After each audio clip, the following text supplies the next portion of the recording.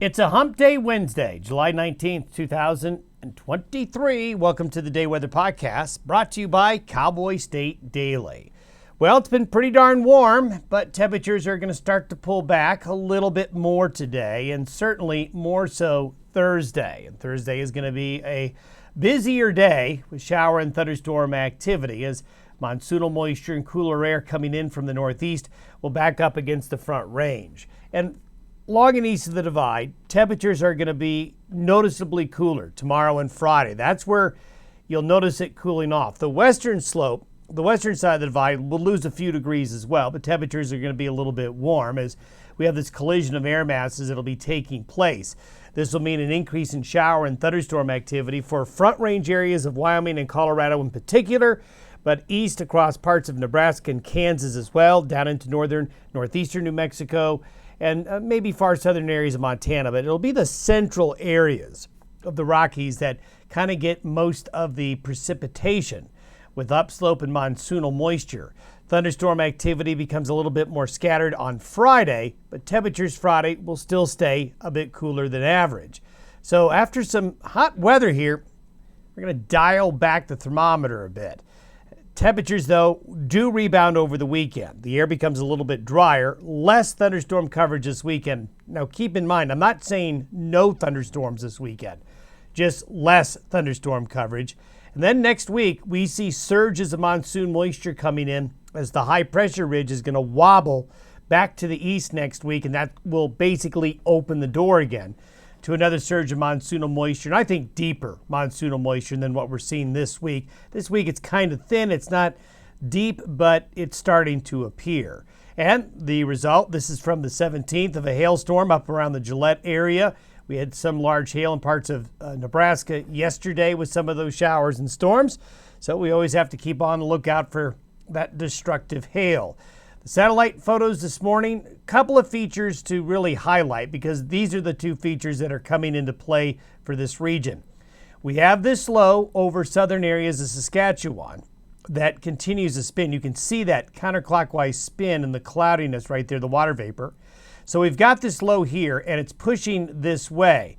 And it's also pushing, and you can kind of see this along this boundary here, a slightly cooler air mass, and that cooler air mass is heading southwest towards the Continental Divide.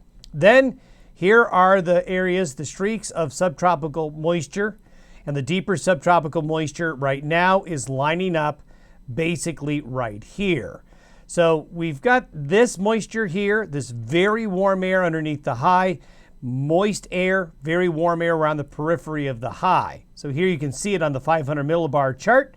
There's the upper level low there. There's the upper level high right there. So we've got a little bit of a collision course with the circulations lining up along and just east of the divide. And this is the temperature pattern by later today. So you can see the cooler air. It's not very impressive, but it is cooler there and starting to back up along and east of the divide, with the heat here in the south and the southwest continuing. And here is the precipitable water by noon today. So you can see the axis of that heavier moisture lining up in this area here.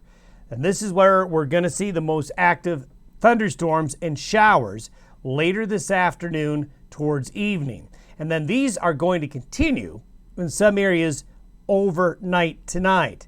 And this is where the severe weather threat is most likely going to be by later this afternoon and evening. More focused towards the Midwest, parts of the Corn Belt, but also getting along there and into eastern areas of Colorado and central and eastern Nebraska, at northwest Kansas, and up into Minnesota there in Wisconsin. We're going to see the axis of heavier weather there today. Now by tomorrow, we're going to see that moisture really get backed up against the divide and also on the other side of the divide now. So you're going to see more showers and thunderstorms along the Wasatch Front, western and northwest areas of Colorado, and some of this area right here in the upslope is going to see a really good chance of what could be some significant rainfall with some of these showers and thunderstorms. I could see some heavy rain in pockets with these showers and thunderstorms on Thursday, and there's going to be a risk Thursday in that area for possibly some severe weather. Heavy rain and big hail probably will be the biggest concerns there, along with strong and gusty winds. And look at the temperature anomaly by late Thursday afternoon towards Thursday evening. So you can see this is, some areas are going to be 20 to 30 degrees colder tomorrow than they're going to be today in those green and purple areas. So eastern Wyoming, western Nebraska, down into Denver, Colorado Springs, into Goodland and Dodge City and Guard City up to Casper. And you can see spreading out across the Dakotas, Minnesota, and Iowa, temperatures tomorrow will be well below average, with the heat contained along and south of that line right there. So a large part of the country is actually going to see cooler than average temperatures tomorrow and into Friday as well. This is Friday. You can see the cool air basically because of the thick clouds and the precipitation really cooling things off. And you can see the cool lines up where the heavier precipitation is forecast. So we have this axis of deeper moisture banked up right here with the most active showers and thunderstorms along that axis, but along and either side of that line, there'll be shower and thunderstorm activity as well. So really focusing on the front range of southeastern Wyoming and the front range of Colorado, then points east out on into the plains. Scattered activity along and west of the divide.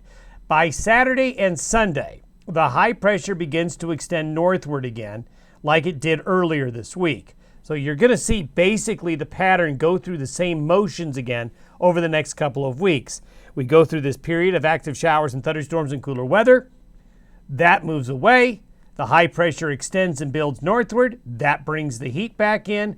But just the subtle changes that happen with the placement of this high will make a really big difference. So this is for noon Sunday. So we'll see temperatures rebound this weekend and have less thunderstorm activity.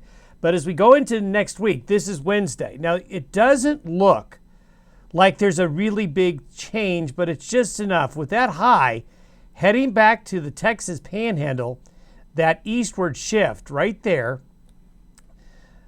think of a door right here. The door is open there to the monsoon. Here, the door is over here, and the monsoon moisture gets more directed west. With that eastward shift, the door to the monsoon moisture flow gets deeper and opens up and can come over the divide again. And so what'll happen after a warmer, somewhat drier, less active weekend, as we get into next week, the monsoon moisture flow comes back in and gets pretty deep. This is by noon Wednesday. So this moisture plume will come in as the high shifts east into West Texas. And what will happen through the course of the next several weeks, that high will go this way, shut the door, then it will go this way, and it will open the door, opening and closing the door to the monsoonal moisture plumes. And this is basically how it's going to go for the next couple of weeks. Have yourself a great Wednesday. We'll see you tomorrow.